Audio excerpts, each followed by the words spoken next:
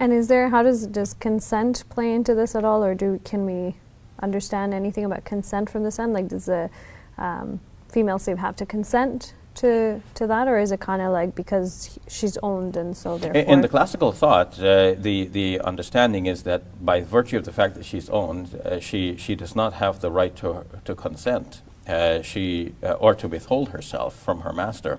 The master has the full right over her, and her consent does not play anything in this relationship.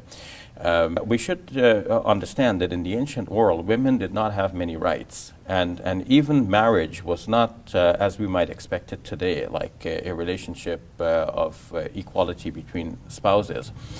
So in the Quran itself, a woman is, her husband is referred to as her Baal, which literally means her Lord.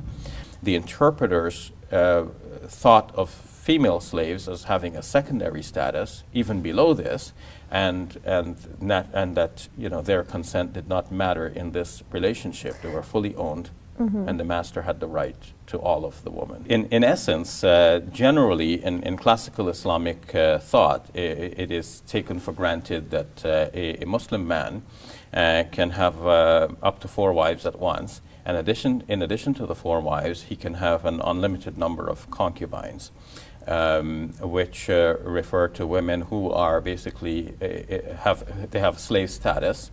When they are owned by her master, a woman owned by her master has to freely give herself to the master. The master has the right to have sexual relations with her as though she were one of his wives. The believers are those who guard their private parts except from their wives and what their right hands possess.